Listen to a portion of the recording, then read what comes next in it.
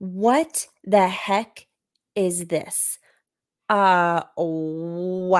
I'm blushing. Hopefully you will never have to read your child's sexting messages, but if you do, good luck burning those images out of your brain.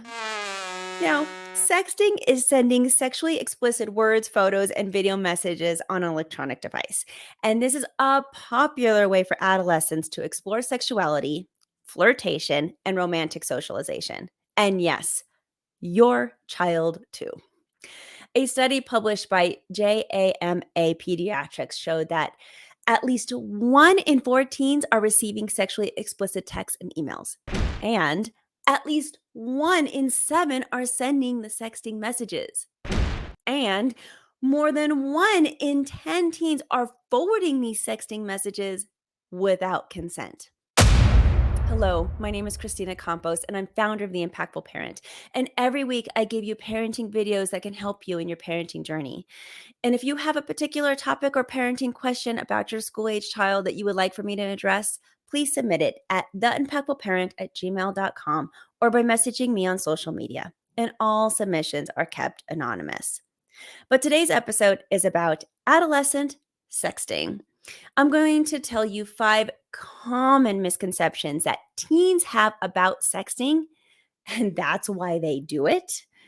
Why you as a parent need to talk about these dangers, and then stick around to the end because I'm also going to be giving parents 4 tips for having this important conversation because I know it's not easy. So let's get started.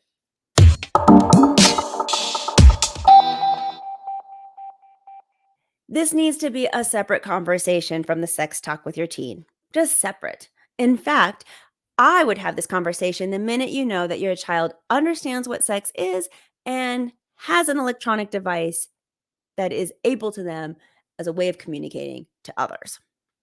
Now, not all adolescents have the brain developed enough to internalize those consequences of sexting. So, adolescents may rationalize why sexting is okay.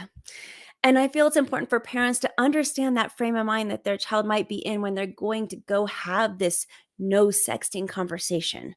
Because by understanding the child's baseline knowledge and beliefs on the subject, see, the parent can then troubleshoot and address some of the child's misbeliefs. So let's start off with 5 reasons why your child feels like sexting is okay and why they do it.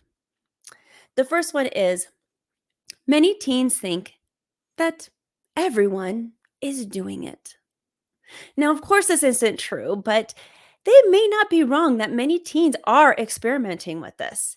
And I think it's good for parents to understand that peer pressure is there for your child if they have this potential love interest that's asking them. So it's true, but teaching kids to not follow the crowd and watch out for their safety is way more important.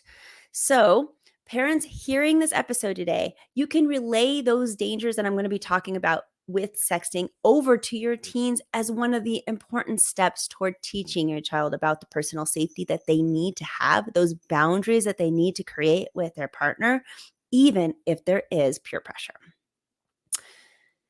Number 2, why teens are sexting, their misbeliefs. And that is adolescents have a difficult time comprehending the notion of digital permanency. Now, the teen brain learns much better by doing and experiencing than sitting there and listening to theories and explanations.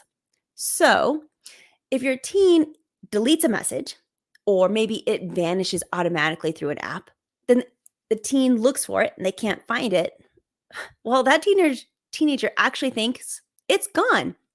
I couldn't find it. It's gone. Now, unfortunately, that's not the case. We know that digital permanency is real and it could come back later. The third reason why your child feels that sexting is okay and why they do it is many adolescents believe their message, their photo, or their video is safe with the recipient.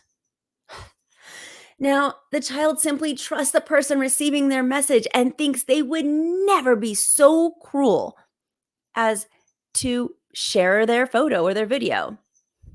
And this belief we know to be untrue because statistics tell us that 1 in 10 kids will forward a sexting message to others without the consent of the sender.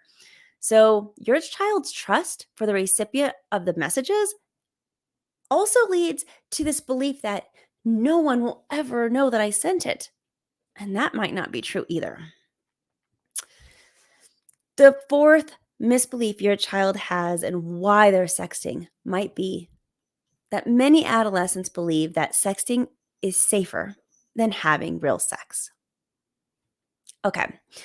Now, this belief is misleading because statistics show that teens participating in sexting are more likely to be physical with their partners sooner than those that don't. And another danger of this belief is that adolescents will use it to justify a compromise with their partner.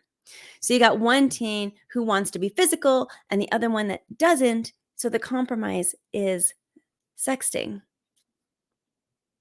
That's probably not going to lead out to be very well. And lastly, the fifth reason why adolescents think it might be okay, and this misbelief is adolescents can't fathom the consequences. Their brain isn't developed, but don't let that frontal cortex be an excuse for them either. Yes, teens are wired to act more on their emotions than on with their logical brains, but still, parents must instill these consequences in their children and keep reminding them. Consequences like you can be suspended from school, have a damaged reputation, humiliation, bullying, blackmail, suspension from athletic teams and other clubs at school. You could be charged with a felony. You can lose your job. The images could go viral, and the list goes on. So, yeah, the potential dangers of sexting might be obvious to the adult, but the average teen doesn't seem to internalize these consequences. So just keep saying them, keep reminding them, keep drilling them in, because many teens just feel like, "Nah, that just won't happen to me."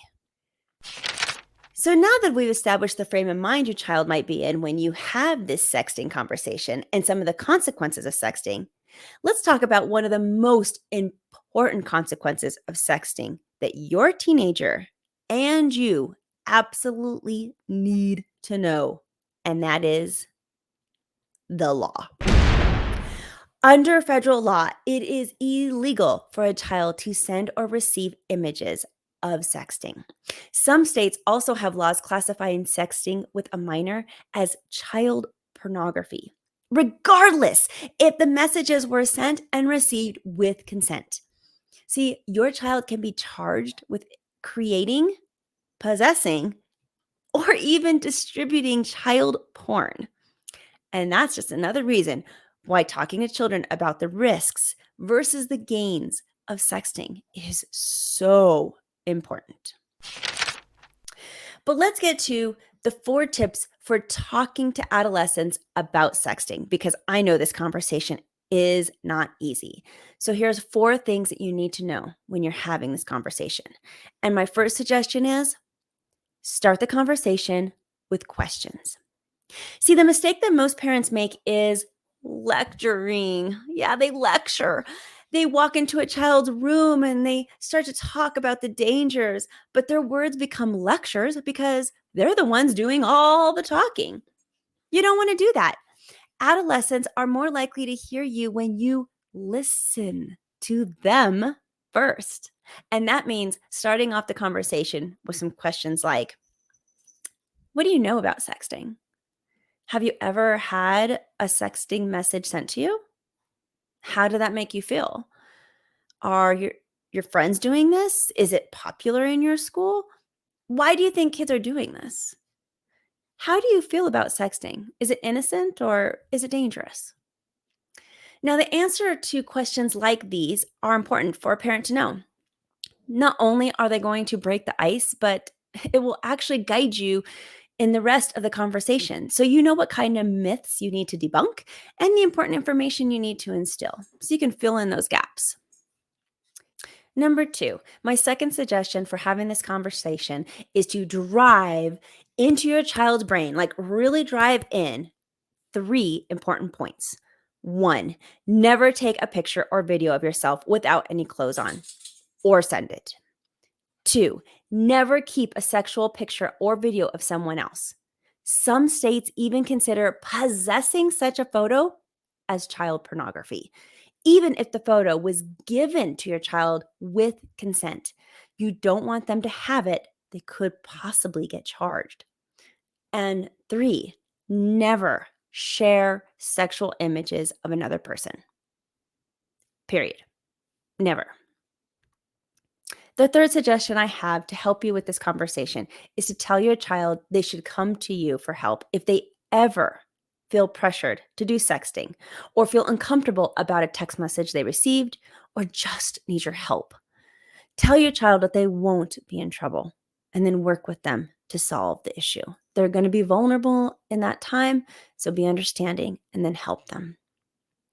And then lastly, my last suggestion for having this conversation is just keep asking more and more questions. If you let your child lead the conversation, your influence will be more impactful.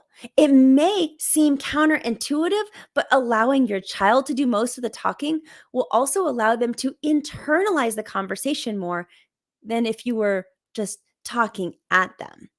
You will need to keep the conversation going by asking more questions and leading your child to say the answers out loud. For example, you may want to ask, what do you know about sextortion? What makes you confident that your friends can be trusted? How can you protect yourself from the consequences? Do you know other people that have had their photos spread around the school? How might sexting go wrong? What will you do if you ever get a sexting photo?